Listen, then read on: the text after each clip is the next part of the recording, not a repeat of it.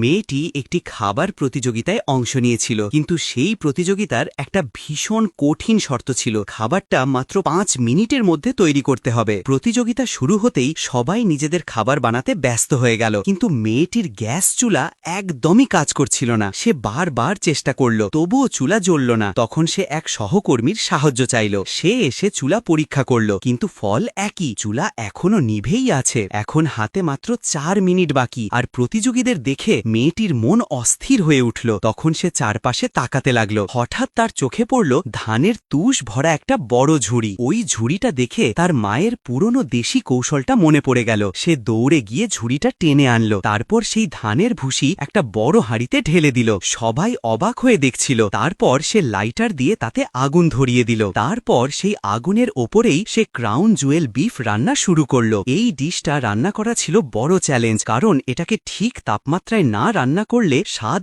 একদম নষ্ট হয়ে যায়। কিন্তু মেয়েটি কোনো দেরি না করে একেবারে প্রফেশনাল শেফের মতো বিফটা সরাসরি আগুনের শিখার ওপর রাখতে লাগলো। ধীরে ধীরে মাংসটা সোনালী রঙে পরিণত হলো। এখন হাতে মাত্র 2 মিনিট বাকি। মাংস পুরোপুরি রান্না হয়ে গেছে। এদিকে অনেকে নিজেদের ডিশ তৈরি করে সাজাতে ব্যস্ত, কেউ কেউ তো ঘন্টিও বাজিয়ে ফেলেছে। মেয়েটিও দ্রুত তার চতুর্ভুজ প্লেটে লাল ঝাল ডেভিল রেড চিলি সস আর টক মিষ্টি দইয়ের সস ব্রাশ দিয়ে সমান্তরাল রেখায় সাজিয়ে ফেলল। তারপর বিফটাকে 2 দিক থেকে কেটে সুন্দরভাবে প্লেটে রাখল। এখন মাত্র 15 সেকেন্ড বাকি। সে তাড়াতাড়ি কিছু সবজি সাজালো। তারপর হরিণের শিং আকৃতির দারচিনি কাঠ দিয়ে শেষ টাচ দিল। আর তখনই ঠিক 1 সেকেন্ড আগে ঘন্টা বাজিয়ে দিল। সবাই থেমে গেল। এখন বিচারকরা একে একে প্রতিযোগীদের খাবার চেখে দেখতে লাগলেন, কিন্তু যখন তারা মেয়েটির রান্না করা বিফ খেয়ে দেখলেন, তারা মুগ্ধ না হয়ে পারলেন না।